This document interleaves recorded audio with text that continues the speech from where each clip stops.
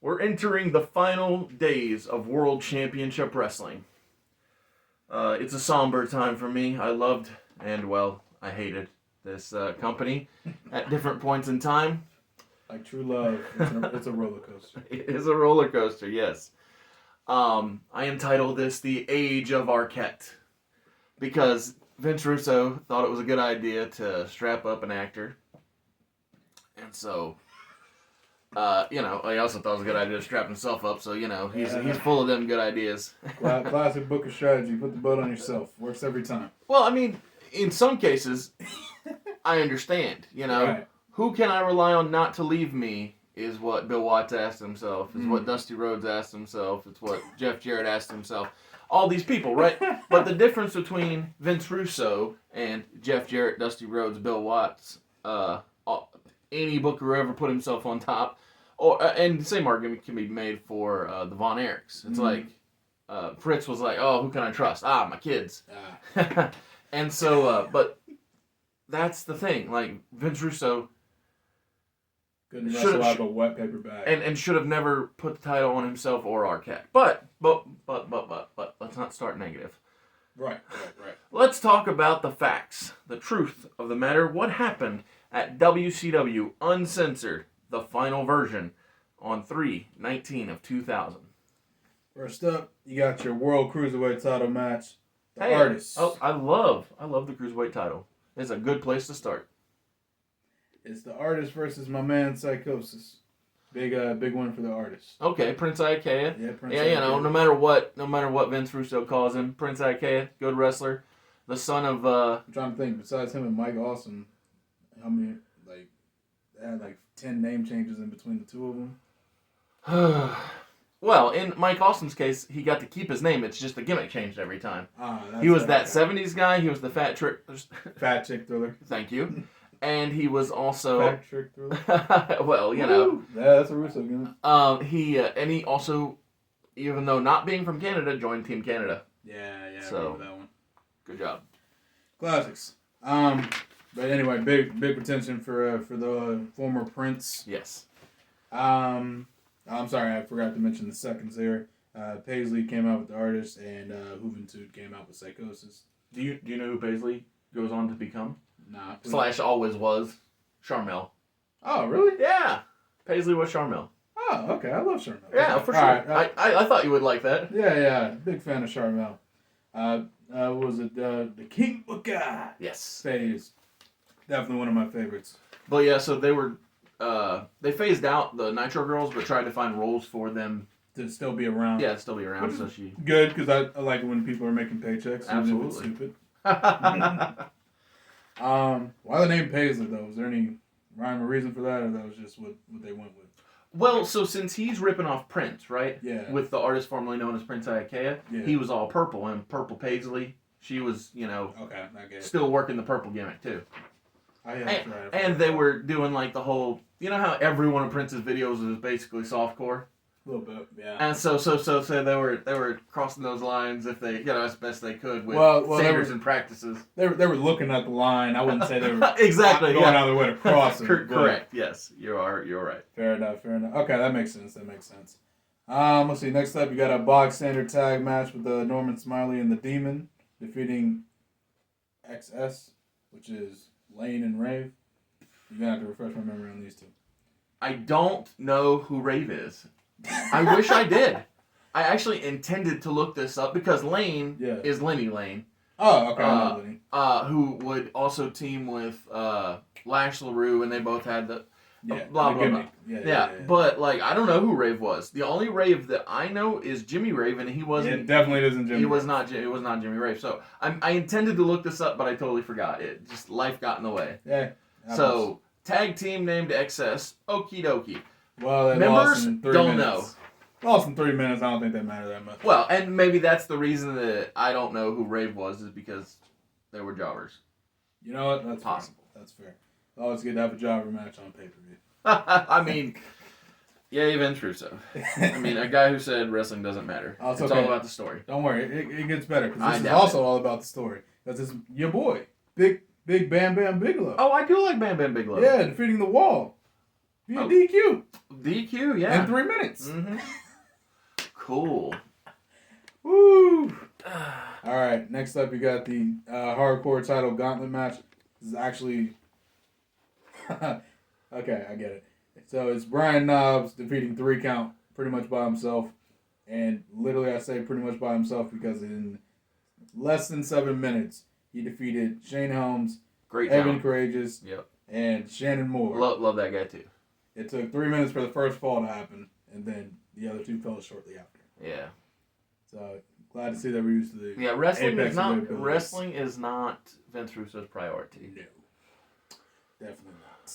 Unfortunately. Next up, we got a tag match: Billy Kidman and Booker with Tori Wilson. A lot of great talents there. Defeating Harlem Heat 2000, who I completely forgot about until I read that sentence, which is Big T and Stevie Ray. Do you remember who Big T is? I did until Ahmed Johnson. Yeah, Big Ahmed. Ahmed Johnson. What's his T stand for, you may ask? Nobody it stands knows. For Vince Russo wanted to do a match where him and Booker T wrestled for the letter T. Right. And someone thought that was funny, a.k.a. Russo thought that was funny. It's not. Yeah. They came out with Jay Biggs and Cash. Is that Kid Cash or is there another dude? No, it was just it was basically they you remember when the Nation was just a big posse of faceless folks? Yeah. That's who they were. Oh, a big posse of faceless folks. Yeah, they were there, but they were not relevant to anything. It was bodies. Yeah. All right, fair enough.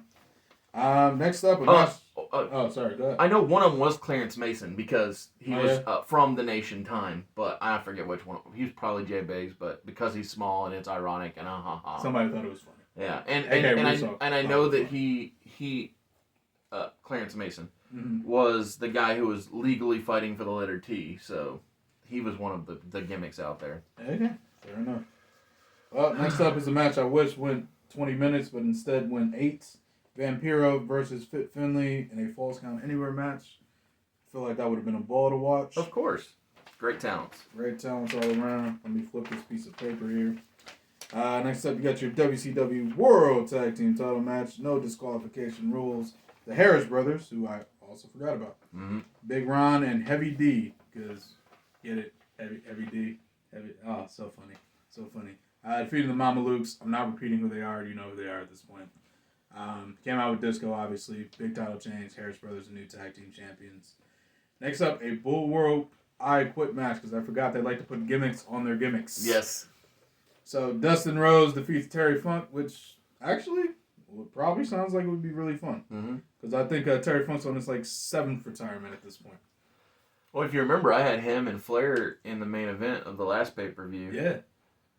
Because basically I'm throwing talent in the face of Vince Russo and challenging him not to have a heart attack. I love to see it.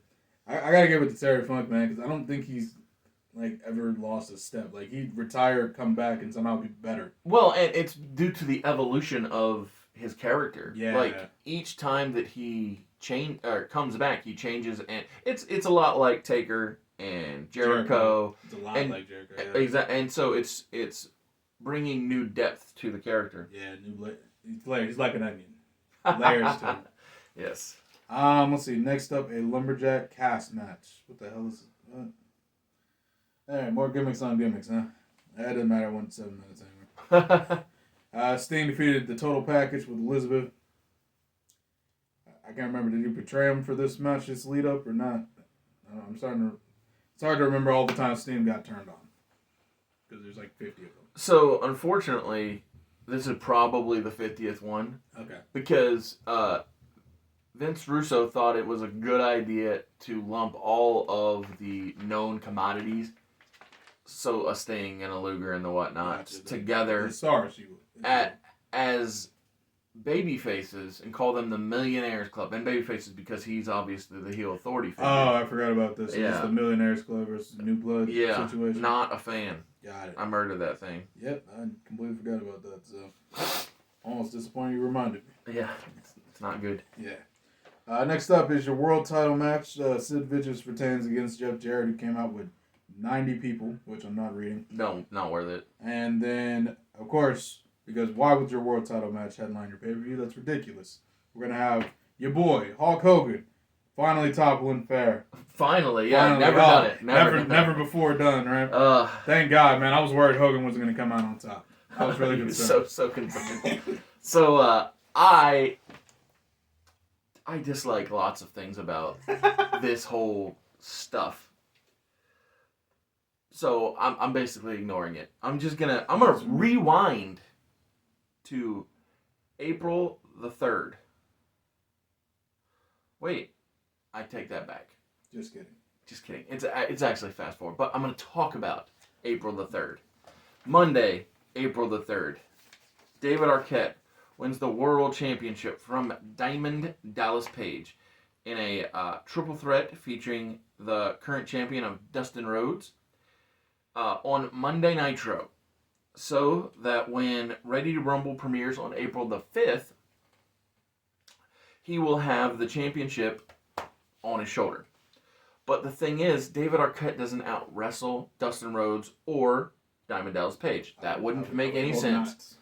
What happens is, Arquette is on Nitro to promote the upcoming movie that debuts 2 days later. Yeah. And unlike every time WWE puts out a film starring The Miz, David Arquette's working babyface. I've never understood that. Oh, let's have this guy star in the film, Miz, but then let's also have him come out here and talk crap to the fan base that may or may not purchase said film or ticket to go watch in most cases not, but well, I'm just saying hypothetically. Yeah, like in theory, if you want to sell the movie, absolutely make your main character likable. Yes. So what I'm doing is I'm having Arquette work babyface to the crowd, and I'm gonna have Paige, who is with the Jersey Triad, Bam Bam and Canyon. Yep. I'm gonna have them out there to shenanigans stuff up, right? Thank God. Not shenanigans. And so I'll have Dustin stand up for, because Dustin's champ, right? Have him stand up for Arquette. Hey, he just did he's just doing his job, right? Just like I do my job, I go out here and I out wrestle everybody, right? So Dustin stands up for him, and Paige says, "Oh, if you think he's so hot, why don't you have a match with me and Arquette tonight for the title?" Yeah. And so Dustin, being a stand-up guy, says, "Yeah, it's fine. I beat Ric Flair and Terry Funk in a triple threat. I'll just keep the momentum. Yeah, keep that momentum going, exactly." And so in the main event of Nitro, we have Diamond Dallas Page and David Arquette challenging Dustin Rhodes for the big gold belt, or some variation thereof. In the match, the Jersey Triad get involved. Obviously, why wouldn't heels do a thing when they can't get disqualified? But the man who stands up for what is right, whether it's an invading force or in this case, it's just bad guys doing bad things. That man being Sting comes down and he takes out Canyon and Bam Bam, and in the process, so Dallas Page, while Sting is fighting off Bam Bam and Canyon, he Diamond Cutters Dustin, goes after Sting. Sting hits him with the bat, and the only person left standing is Arquette. So he pins Page 1, 2, 3, winning the title from non-champion, but not by out wrestling him. Yeah. Like I said, this is all just so he can have the title on the red carpet, because that is the excuse that is always given about why the title was given to Arquette. Only problem is the premiere was on the 5th, and they don't crown Arquette champion until when was it? I think it was the so the movie debuts on the 5th. They don't crown Arquette until like 2 weeks after the dang thing's in the theaters. So you have, if you're gonna so when the movie falls off, exactly, and it didn't. It didn't work. It didn't work. It was bad. None of it made any sense. And so I'm just like, let's lean into the downfall of the company if we're gonna do it. And if you're gonna say this is why we did it, then let's just straight up do it. So put the title on Arquette on the 3rd. He shows up on the 5th to the premiere, and then we on the road into, or not into, but from the premiere. Yeah. Let's assume the movie still doesn't do well, even though we did things the way that they lied and said they were going to do. But leading into Spring Stampede on 4/16/20, what really happened, and then I'll tell you what I did differently. Also, I realized while researching this video that this is your favorite episode of WCW ever. My favorite episode? Yeah. Why so, is this? The reason being is your favorite champion of all time is holding every strap going into Spring Stampede 2000. Oh, Little Daddy V? Yes, Little Daddy V, yes. The heir to the Big Daddy V throne. Vacant holds all titles because, this is what this note is. In the real world, Vince Russo strips every champion on 4/10 of 20. Or 2000. Yeah. But I hate that. I thought it's counterproductive. It's a bad idea. That's when he legitimately split all of the known commodities into one camp, and then all these others, even if they were faces or heels, they all became heels because now, they're on the Vince Russo side. It was terrible. They're children. Oh, I hated it. They're the new blood. But like I said, on 4/10/2000, Vince Russo strips every champion. On 4/16/2000, all titles are being fought for, and the champion going into Spring Stampede is vacant. What went down at Spring Stampede 2000, sir? My God. Well, big WCW World Title Tournament semifinal triangle match. There's way too many words. Yes. I'm sorry. Yeah. Also, they still haven't killed that stupid triangle crap. Man, what a crying shame. It's almost like someone thinks it's a good idea. Well, the guys are competing, working real hard to wrestle in a triple threat match. Sorry, big triangle match with my man Vacant, who's also teaming with his boy Vacant. And they're really holding it down as tag champions. I think they've been champions for 10 days at this point. Or 6. 6 days, yes. 6 days. Yeah, sorry. 6 days. I can't do basic math. It's not okay. bad. It's okay. Title stripped on the 10th. The titles being won on the 16th. Yep. Well, I don't know how these guys... how they overcome Vacant? I don't know how they're going to do it, but maybe they'll do it with this team name. Team Package. Team Package. That's right. Team Package. Give you a couple minutes to guess who's in this team. I'm going to guess the Total Package is a part of the team. Wow, what a concept, right? And, of course, you have his best friend in the world, Ric Flair.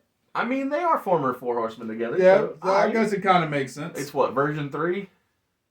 I think yes, version 3. That sounds right. Yeah. I actually had to run through every iteration of the Four Horsemen in my head. Of course, they'll be with Elizabeth because Luger and Elizabeth are a thing at this time. They defeat the Harris Brothers, the former tag team champions, if we remember from the last pay-per-view. And the Mamalukes, the former tag champions.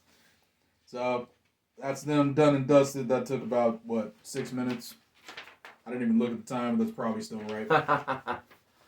Next up, you have your special attraction match, because every match can be for a title. That'd be ridiculous.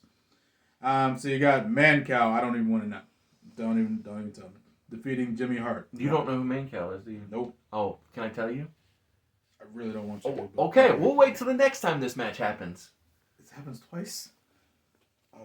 I was blown away. I was like, there's no way. I'm doing research on this thing. I was like, I have to have messed this up. Nope. They do it twice. Thanks, Vince. Appreciate you, Russo. At least it didn't take up too much daggone TV time. It was 2 minutes. Yeah, but they do it again. That's the crazy part. So Mancow's a radio host, by the way. Okay. He's like a not as famous Howard Stern. Ah, okay. Gotcha. All right, well, let's get into all these quarterfinal matches, shall we? So first up, you got Scott Steiner defeating the Wall via DQ. Nobody can beat the Wall. Fair and square. Straight in the mid, clean straight in the middle of the ring. Nope. Gotta be by DQ. Yep. It's crazy. Mm-hmm. Well, Steiner moves on to the tournament. That was quarterfinal. Other quarterfinal. Hey, we mentioned him earlier. Mike Awesome defeating the Cat. Yep. Sorry, this is all for the U.S. title. I probably should have mentioned that. It's all good. Not that it really matters.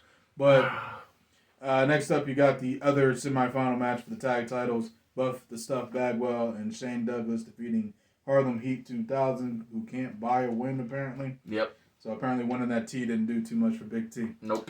Hate to see it. Let's see. Then you got the other two quarterfinal matches for the U.S. title. Sting defeats Booker, and Vampiro defeats Kidman. Sure, why not? Yeah. Next up, Vacant. Such a nice guy, relinquishing the title here. Yep. Allows the hardcore title match to be just between Terry Funk and Norman Smiley. Terry Funk wins because, yes, Terry Funk should definitely be your hardcore champion. Let's see. Give me a second to flip the page and read all these new words. Next up, you got your U.S. title semifinals. So first up, Scott Steiner defeats Mike Awesome and And the other match has Sting defeating Vampiro in 5 minutes. Man, Vince did not like wrestling, huh? Mm-mm. All right, strap yourselves in for this name because this is going to be ridiculous. Ready for this one? Yes. So this is your WCW World Cruiserweight Title Suicide 6-Man Tag Match for the vacant Cruiserweight title. I hope nobody kills himself. I'm really playing, and I was really concerned of who might be in here because I can't remember who died.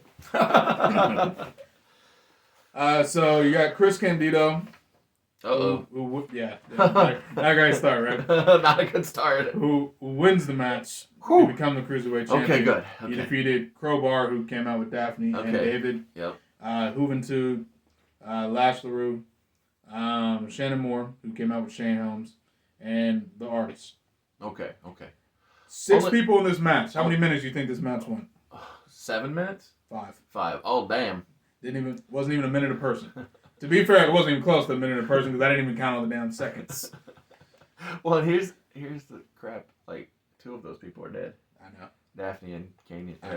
Not Canyon. Chris Candido. Candido, yeah. I mean, Canyon's dead too, I but know not in this match. Yeah, again, Canyon's dead, but he wasn't in the match yet. Man, I love Daphne, man. I really wish she could do more. Let's see. WCW World Tag Team Title match final. Vacant again, relinquishing another title. What a great guy, stand up. Which more wrestlers would like him? Buck Bagwell and Shane Douglas are your new tag champions because they came out with Russo, so of course they were the new Of tag course. champions. They defeated Team Package again. What a name! What a name! I can't say any more about that. I bet if Tony Schiavone named that tag team, it'd be called Baby's Arm. Ooh, that's great. You know what? That was a good one. I mean, it's what he calls it. Phenomenal. Oh, sorry. Next up, U.S. title tournament.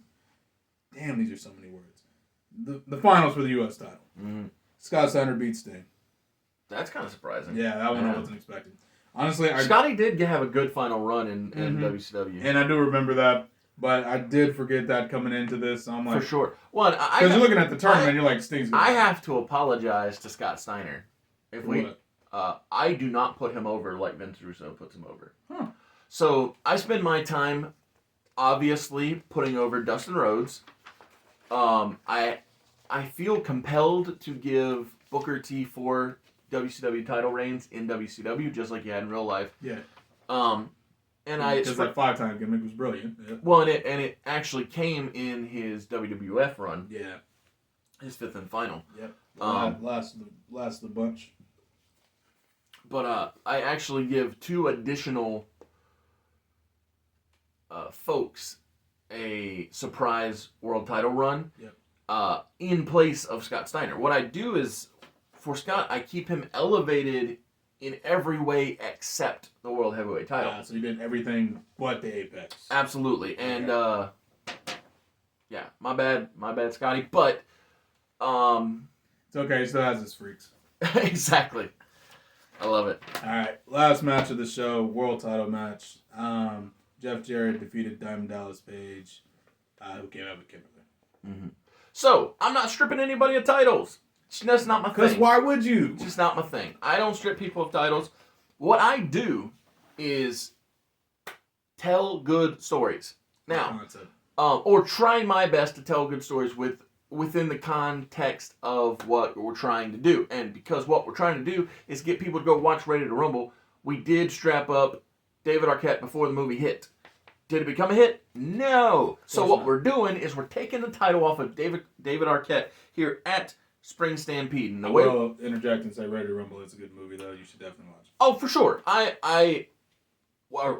It is what started this journey. Yep. If you did not watch me and Josiah and Brandon and Pete and Jeff all do our retro review of Ready to Rumble before Wednesday Night Wrestling Remix started, go back and check it out. It was a fun time.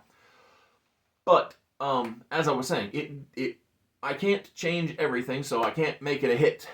But what I can do is strap up David Arquette before the movie hits so he can take the title, so hopefully it'll get non-wrestling fans to... It'll get more eyes on the product. Exactly.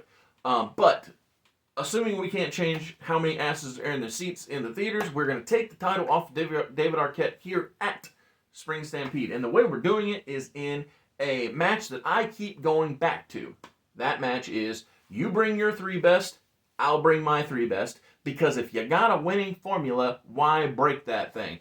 And so I do it a lot here on the channel, but I'm doing it again. I kind of made it a running gag of the Bash at the Beach because that's where the gag began.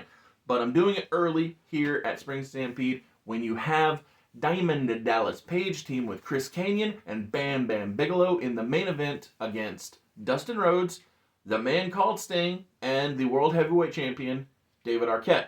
In this match, whoever scores the pinfall will be champion. And it just, to me, it only makes sense to put the title on Dallas Page.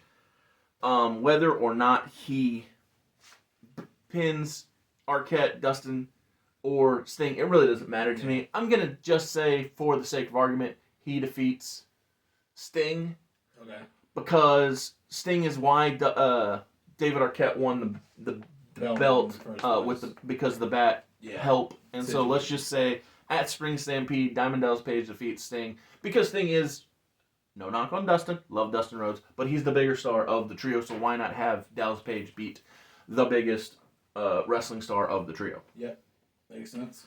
So going into Slamboree, now our world champion is Diamond Dallas Page. Who won the title in their real world at Spring Stampede? Spring Stampede. Was it Jarrett? Jarrett. Okay. So, just to keep in mind, our world champion, DDP, real world champion, Jeff Jarrett. That's another guy I don't strap up. No, maybe I do. I forget. We'll see. We'll see when we get there. I'm about to say, but don't spoil the surprise. Yeah, no spoiling of the surprise. But we're going to Slamboree on 5/7 of 2000. All right. First match on Slamboree, always got to start with a cruiser match. Yeah, that's not a bad shout. I like it when they do it. So of course Candido, who was recently crowned champion, comes out with Tammy, defeats the Artist. Okay, yeah, that's good work. Yeah, not a bad first match. Please tell me it was more than 9 minutes. It was 8 minutes. 8. Okay, I'll be. So better than the typical 5 they've been doing. All right, good job, Vince. Yeah, that's good because actually Candido and I feel like Arquette kind of gets bogged down by what his gimmicks were, but I remember him being a good wrestler. He is a good wrestler, and to me, his biggest issue is all of the people he came up with. Billy Kidman, Juventud Guerrera, Rey Mysterio Jr., Eddie Guerrero. It's like no, it's you not. You literally had all-time classics next to Chris Jericho. It's like like when you're standing side by side with all these giants. It's like I'm good. They're like, but these guys are great. Right, but these guys are amazing. You're just good. Yeah. It doesn't really equip. And so that's, like I said, I think that was his real downfall. And that's happened throughout the history of wrestling. Yeah. Like just right wrestler, wrong time. I forget who specifically said it, but somebody said that Cowboy Bob Orton suffered from being too good. Like, he was so good at wrestling that people were like, you have to make a mistake or else people think that this thing ain't real. Like, he was so crisp and clean. And, that's kind of why that everybody's like, oh, Randy was just born to do this because he was like, oh, my dad's just actually amazing. Yeah. And everyone still talks about it, but like Randy Orton looks like he doesn't try. I know. And it's still amazing. It's crazy. Like if Orton ever I think I read somewhere, I heard someone say this in an interview, but they were like, oh yeah, no, Orton doesn't try. If he put in half the effort that everyone else does, he would probably be the greatest of all time. No, absolutely. And I'm like, yeah, I totally believe that because I watched the guy not try, and he was amazing. It was that feud with the Triple H. It was like the only, it was incredible up until the WrestleMania match. But outside of that, incredible. Mm-hmm. Triple H has a bad habit of being in the main event of WrestleMania when he shouldn't be.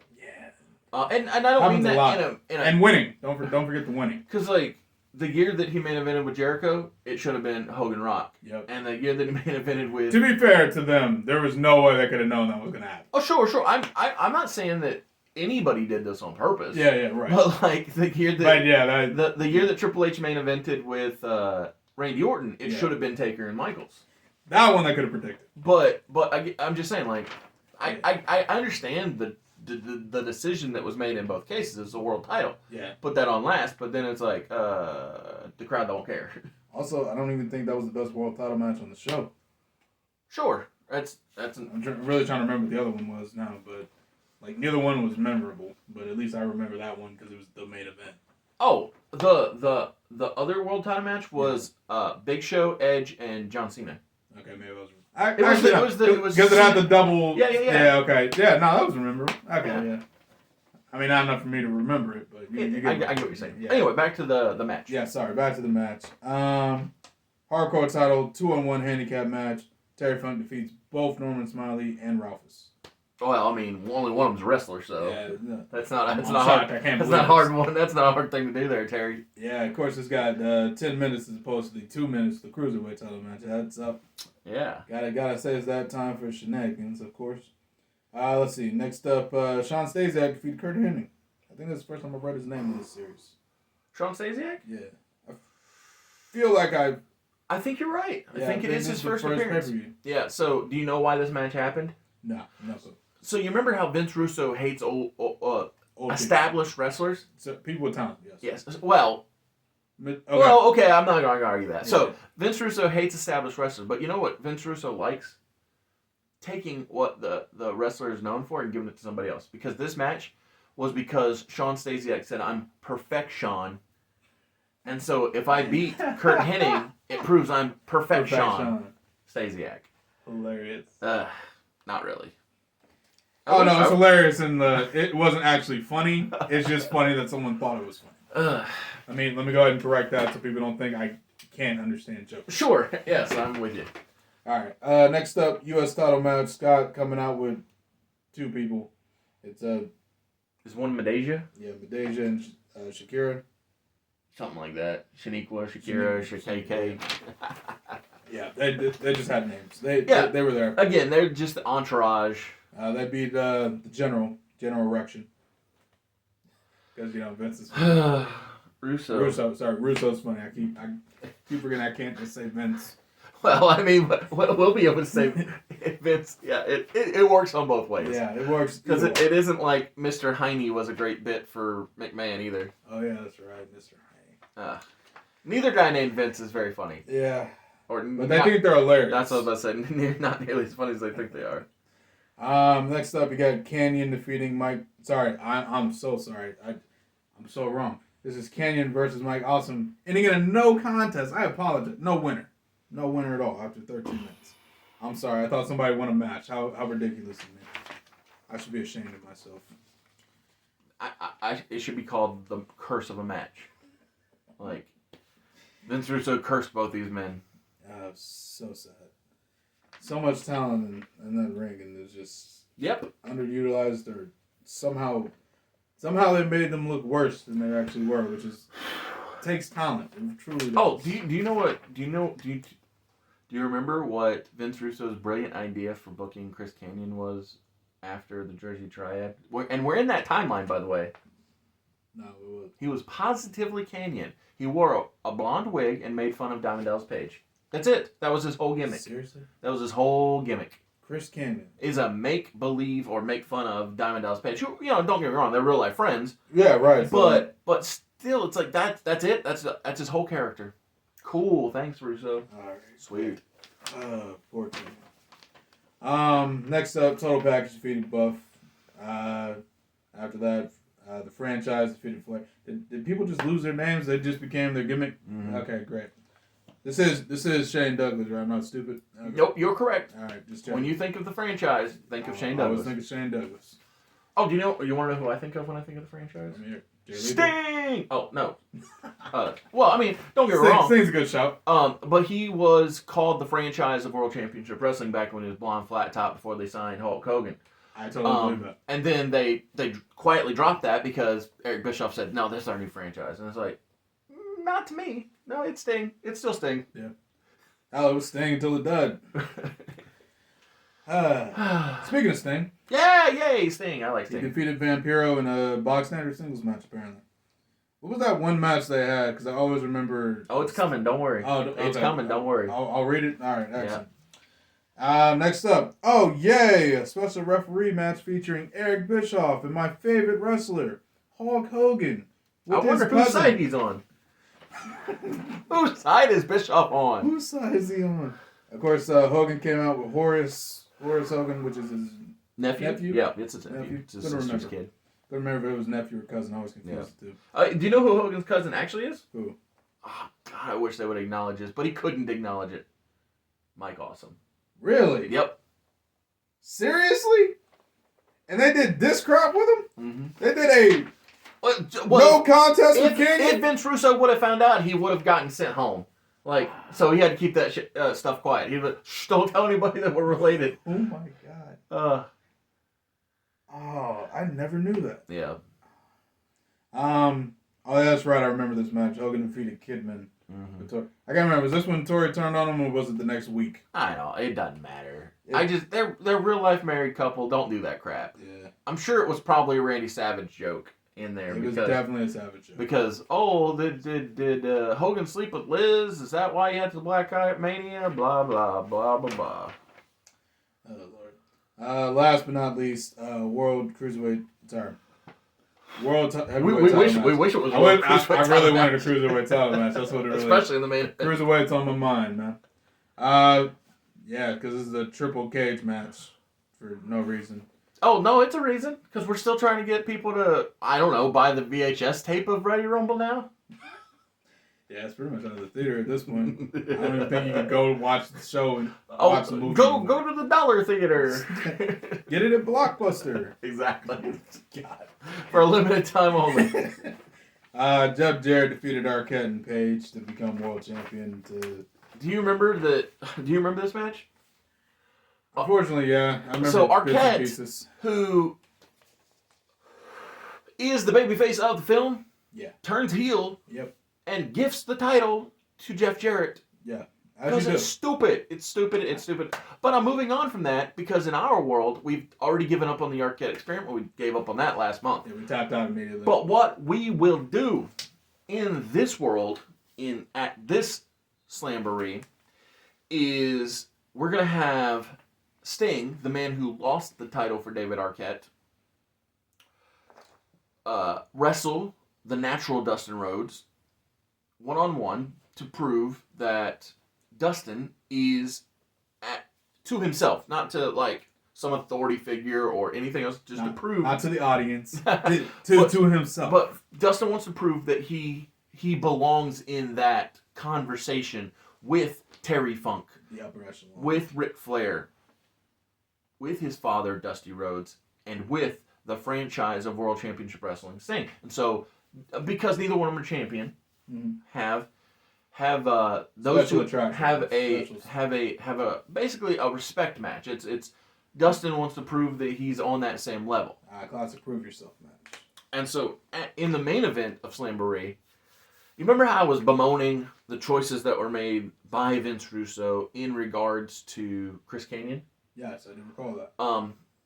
I am going to have Chris Kanyon stand up for himself. I'm going to have him say, I am not just subservient to you, Diamond Dallas Page.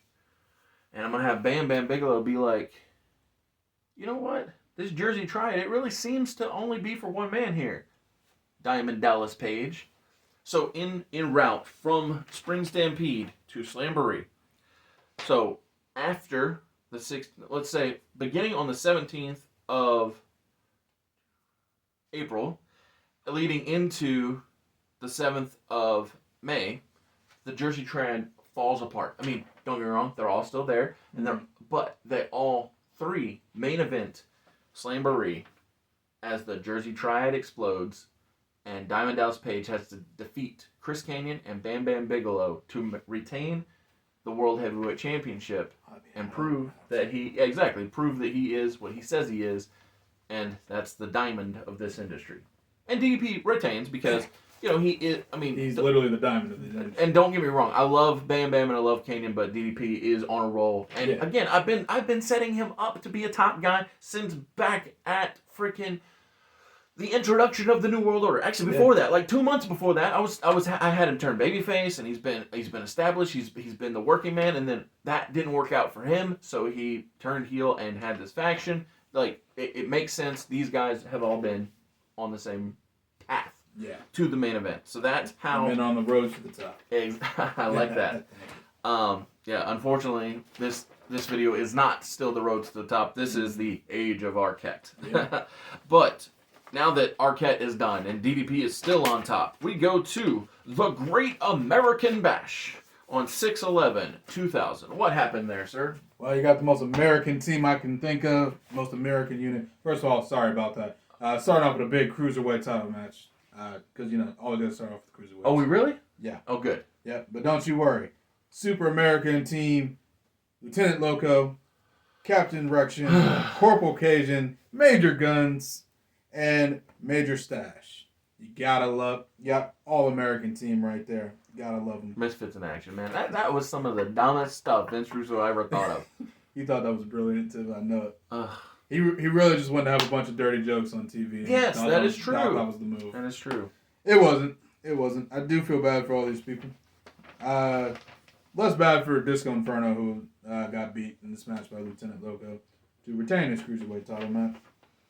There is 50+ people in this match, and somehow it goes less than 5 minutes. Because Disco somehow, for some reason, comes out with Juventud, Conan, Mysterio, and Tigress. Oh, do you know? You don't remember why? He joined the Filthy Animals. Why did he join the Filthy Animals? Because Disco thinks he's cool. That's the same reason why he joined the Wolfpack, because he thinks he's cool. I thought everyone joined the Wolfpack, but I get your point. Oh, well, yes, and the same basic premise is here, like, with the same concept. Disco is the least filthy animal of these filthy animals. Yes.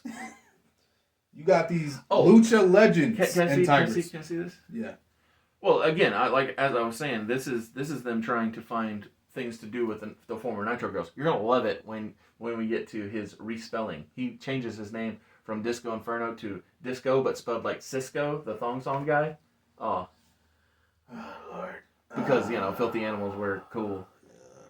God. Again, I reiterate though, these lucha legends, and then you have Disco Inferno and Tigress. And again, no disrespect, I actually like Tigress. Yeah. As a person. Yeah, I like the Nitro Girls. I think they're a good idea. I thought that was a nice general idea. Gets girls on television, gets them paychecks. Well, I'm all for it. And freaking Kimberly. Yep. Was the head cheerleader, if you will. Yep. And so we got introduced to most of the characters you know today, like Tori and Miss Hancock. Yeah. Well, and yeah, exactly. But I've long had this theory, and I don't think today is the day for it. But one day we'll talk about this theory that I have about if Vince had picked Brett. Have I ever told you that idea? I don't think so. Oh, it's a fun one, but it's a long one, so we'll wait. Gotcha. All right, I'm done bemoaning the waste of my favorite wrestler. You got your WCW World Tag Team Title #1 contendership match, which, yes, could have happened on a Nitro, but why do that when you can do it on pay-per-view? Chronic, which is Brian Adams and Brian Clark, if you don't know, defeat the Mamalukes. I'm not repeating who they are. Again, if you don't know who they are, watch the last video, or the video before that, because I say them in both. Next up, you got an ambulance match featuring Page Flip. The Wall? No, not this time. Oh, actually. okay. Coming soon. It's actually Mike Awesome and Chris Dan Kanyon. Page. Oh. Ooh, real close. Darn. Chris Kanyon is actually the second in this match. Oh, okay. Don't worry, your mind was in the right place. It just wasn't there. All my favorite people. Yep. Mike Awesome won, in case I didn't say it. Next up, you got a boot camp match. Yes, there was a boot camp match, and can you guess who was in it? Hugh Morris. Close. G.I. Bro. Oh. Okay. Boot camp match. Yeah. Because Vince is. Well, I didn't want to say General Erection. Yes. So that's why I said Hugh Morris, which is also a pun. So. Yeah. It all works. It all works. Yeah. Bill DeMont was nothing but puns. And so G.I. Bro defeated Stasiak. Next up, you had a tables match between the franchise and Here's the Wall. This is Okay. And the Wall fell through a table. I'm assuming this is what happened. I gotta remember, was this the tables match where they had to be put through 3 tables. I hope not. And how long was this match? 8 minutes. Which I hope is not. enough time for them to do something that No. stupid. Okay, Shane Douglas is not going to carry this guy through. The wall was not. The wall was. Was there. The wall was a good bodyguard, but he wasn't a good wrestler. Which is why it was called the wall. Oh, absolutely. Because you're just supposed to be there. And he worked with a wrestler named Berlin, so it's like Berlin and the wall. I forgot about Berlin. Yeah, that was Alex Wright's gimmick for Vince Russo's first run it, trying to not screw it. I dislike Vince Russo a lot. I'm glad you changed it from hate to strong. I know. Because he does have good moments. Well, I don't hate. They're just not here. I don't hate the person. I just hate the booking. Yes, absolutely. All right, but yeah, so the franchise won that tables match against the wall. Are we almost done? No, not even close. Next up, you got a WCW US title match, 2-on-1 handicap asylum match. Why is there so many words? Scott Steiner defeated Rick Steiner and Tank Abbott. Because, yeah. Somehow this match goes 3 minutes despite there being 50 people in it. And Tank Abbott being legit. And me not knowing what the hell a effing asylum match is. Nothing. Dude. It's nothing. It's all nothing. Everything's pointless. Next up, we got retirement versus title shot with special guest referee Horace Hogan. Gee, wonder who's going to win this match. Hogan defeats Kidman. Pause. You're going to love the next thing you read. Am I? You're going to love it. And by that, I mean you're going to hate it because it's a repeat. So please, tell us the next match. I bet you're going to find a word that you recognize. Did you? Retirement match with Ric Flair and David Flair. Rick wins. Good for Rick. Yay! Why is there 2 retirement matches back to back? Yeah, Vince Russo, man. That's getting big value out of that retirement gimmick. Oh my God. Are we to the main event yet? Nah. No, we're honestly not. Why? I'm so aggravated.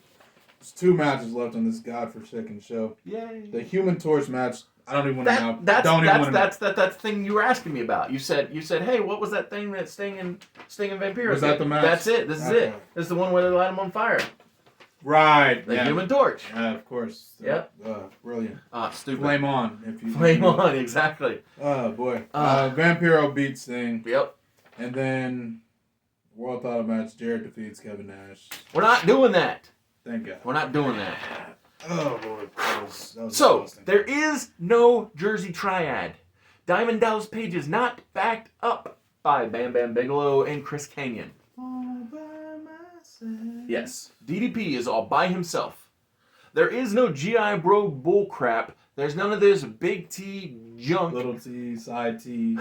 Lawyer T, sweet tea, iced tea, cool ice tea, cube, yeah, whatever. Tea. In the main event of the Great American Bash, we have Booker T defeating Diamond Dallas Page for his second, keep that in mind, World Heavyweight Championship victory. Can you dig it? On the undercard, we have Sting and Dustin, who have respect for each other after their big war. One-on-one brawl. They come together to take out Kanyon and Bam Bam, who are working together, who didn't overcome DDP at the prior show, because again, we're keeping things that make sense going in the right direction. Thank you, Booker, for being on top. Thank you, Paige, for doing great work. Oh, it's almost as if this stuff makes sense, because those were the partners of Sting when Hall and Nash said bring WCW's 3 best. It's almost like all of this was for a purpose. What a concept. Anyway, we're almost done with World Championship Wrestling. Before the month of November is out, there will no longer be Monday Night Nitro. There will no longer be Thunder. And there will no longer be World Championship Wrestling pay-per-views. But what will still be is Everlasting Survivors, Volume 1, all day long.